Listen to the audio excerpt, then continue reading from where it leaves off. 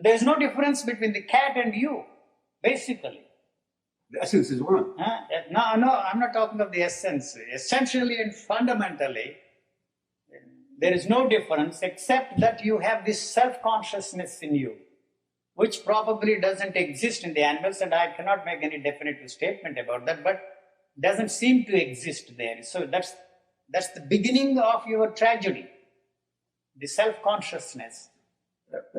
Somewhere along the evolutionary process, this occurred in man. His self-consciousness separated himself from the world around him and the world within him. I don't know if it makes sense. Yeah, I think... you must help me.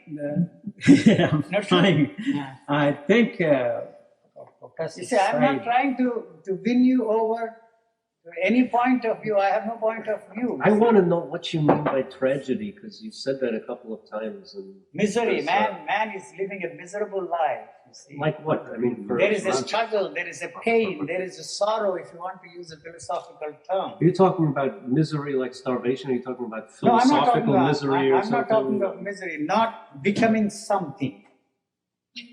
Permanence, you see, is all that you are interested in. You see, the demand for permanence.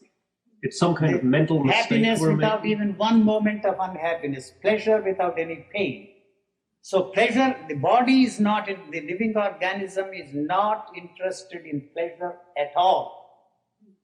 You see, because the moment you recognize a particular sensation as a pleasurable sensation, there is a demand to make it last longer.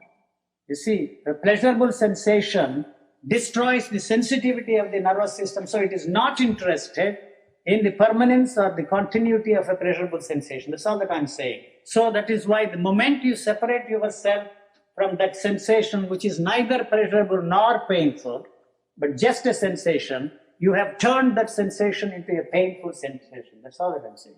It is a pain. And you're saying the basis of it is self-consciousness. Self-consciousness. That's the misery you're talking about. The division in your consciousness which is absent there in the animals, but this division is necessary for the survival and also for producing one like this. These are the two basic things in a living organism, whether it's a human being or an animal or you see any other form of life, to survive and to reproduce one like that. There, this division is absolutely necessary. So that means that you're saying that certain kind of self-consciousness is there in you as well. No, the self-consciousness comes into being when there is a demand For survival. For survival. You see, that's all. So I'm not for a moment denying that your belief in God, your belief in political ideologies are also part of this survival mechanism. It's an extension of the same survival mechanism. Those who believe in God, those who do not believe in God. Those who believe in God had a better chance of survival than those who did not believe in God. Like that, you see, political ideologies, communist, God knows what other systems of political idiotic ideologies we have today. What makes you think it is necessary for survival, that kind of self-consciousness? What makes you think it is necessary? It is not necessary, that's all that I'm saying. It for has survival. become For survival. For survival. It's not really necessary. Not at all. Survival. It just happens to be a mistake of nature. That's all that I'm saying. So that mistake is a great big mistake which will destroy everything. I'm not concerned about the continuity of mankind. Yes, after all, mankind is an extension of yourself. Mankind is an abstraction. Because you know that there is a permanence about you and the things around you, you project a thing called mankind and say, that must live forever. So what the hell you are interested in mankind? What for? It's a projection of your own demand for permanence. There is no such thing as permanence at all. That's all that I'm pointing out. Is there no function served by self-consciousness? The functions are created by your culture. You tell yourself that you are bored, that you are happy, that you are unhappy. What is there is only boredom. There is nobody who is bored. That's all that I'm saying. Boredom. That's a sofa, that's a woman, that's a man, that's a microphone, that's, you see, a TV camera. In exactly the same way you say you are happy, you are unhappy, you are miserable, you are greedy, you are this, that, or the other. All that is cultural. Only thing that is valid and living there is the natural anger. You see, lust that is essential for the survival of the mechanism. Those are the two things that are there, that are part of the biological functioning of the living organism. Everything else is superimposed on them. The greed, the jealousy, the envy, the whole cultural nonsense, all the human values are imposed on that. They have not touched anything there. There is such a thing as the world mind, you see. The totality of man's thoughts, feelings, and experiences passed down to us from generation to generation. You have to use that to experience yourself as an entity. You know, what you call you cannot be experienced without the help of that knowledge. So our very existence as an individual or existence as an entity depends upon that. How can you separate yourself from that and say, this is me? In that sense, I say you have no freedom of action. When I say that, I'm not saying that there is such a thing as fatality and all such things. You have freedom of action if you want to come here or you don't want to come here. That's all. Even there, I don't know how much of freedom you have. There is a conflict.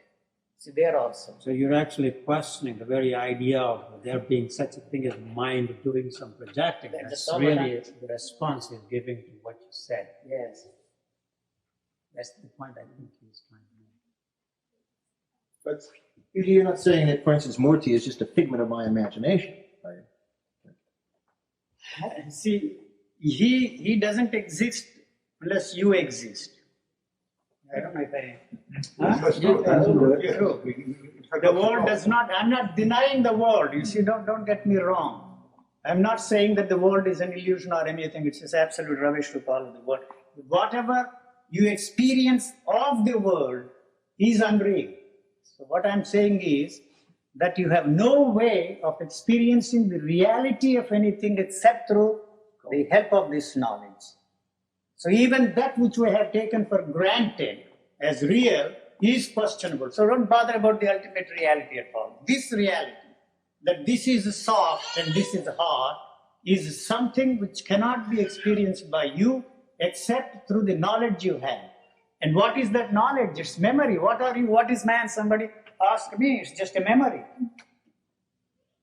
It's a memory that tells you. The manifestation of that knowledge. Everything around us is the manifestation of that knowledge. Don't use philosophical terms. We can use a simple English. You see, we don't want to use the philosophical manifestation of that knowledge, and that knowledge is. I'm saying is that knowledge eternal. is the knowledge.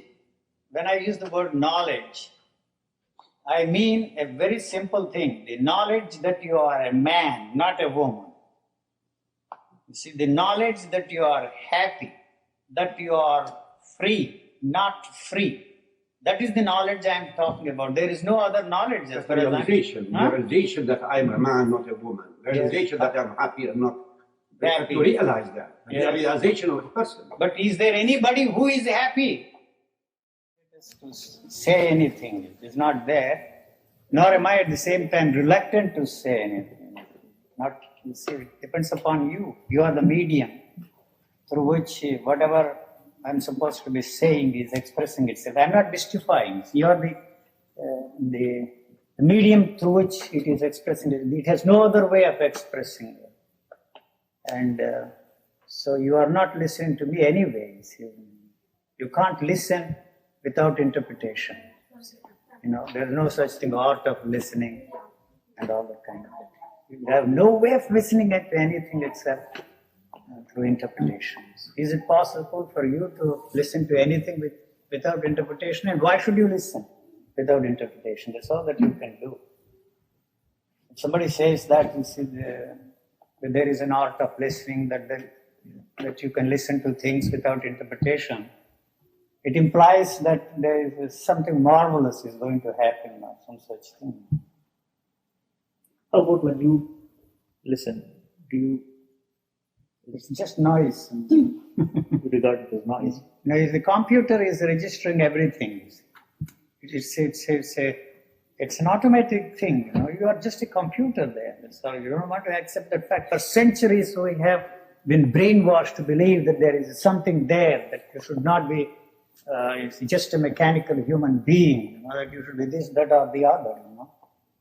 And the misery or the tragedy of mankind is because of that we have superimposed on that what we call human values. You see. The human values are responsible for the tragedy of mankind because they're all false. What they have done is to create misery, suffering. You suffer. They are false and they are falsified you. The question, how can they be false, the great teachers of mankind? They are all false.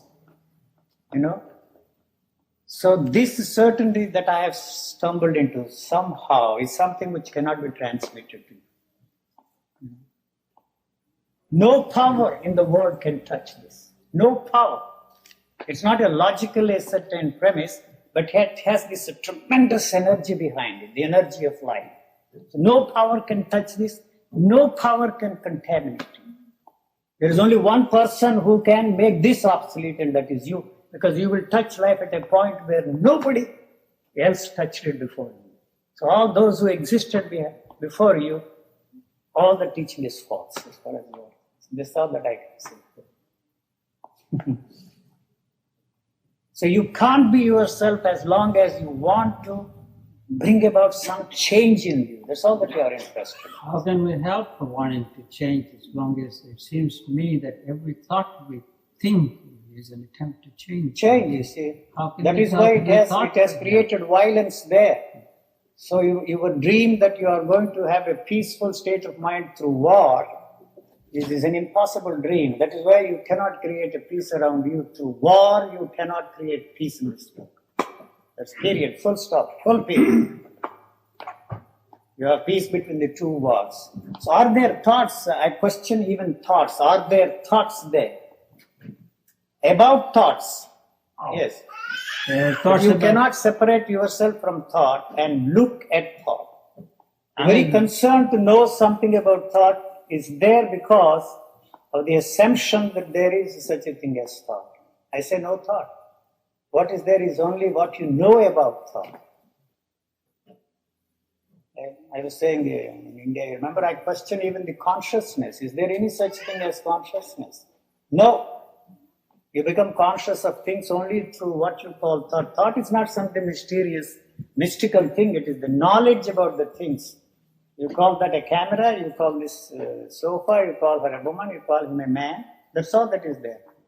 And others is because of the assumption that there is an answer to the question. You forget that the questions are born out of the answers you already have. So to me, this question and answer business is just meaningless ritual, ridiculous ritual. I'm not indulging in any kind of such a ritual here. I'm pointing out that you cannot have any questions.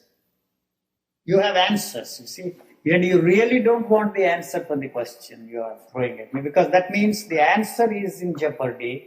The answer which you have taken for granted is the answer for that. So the problem is not the question, but the answer. So you don't want to let go the answer you already have. So your interest is to throw this question at me out of curiosity, and if the answer confirms the answer you already have, you accept it, and if it doesn't confirm, you reject it. The answer you already have is what exactly?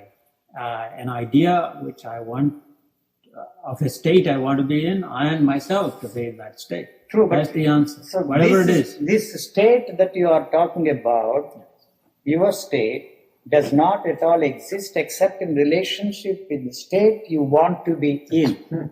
Exactly. You see, you want to be happy for whatever reason, that is why you are unhappy. So I really do not know what happiness is like. In fact, I do not know. I really don't know what happiness is like, so I cannot be unhappy. Except That's all that I'm saying. I don't even know myself except in relation to that state I want to be. Exactly. I have no existence. So that is false, and that has falsified me. What I'm saying is, you see, you are very demand to be selfless is the one that has created the selfishness there. Otherwise, you are not selfish at all. As long as you want to be selfless, or you are going to be a selfless man tomorrow or in your next life, so long you will remain selfish. But the other day I was saying is, if there is no trace of love in your heart, you cannot hate anybody. You can't hate anybody. Only when you have some traces of what you call love there, then there is a danger of your hating somebody. They always go together. That's how that I am coming. So in the final analysis, in relation to something which you already possess. Yes. So the problem You have no not way being of there. looking at yourself and telling yourself that this is me, except in relationship with what you would like to be, what you should be, what you ought to be, or whatever. It seems that basically these are not even superimpositions because self-consciousness arose before superimposition. Yes. So Self-consciousness is perpetuated through this demand to bring about a change.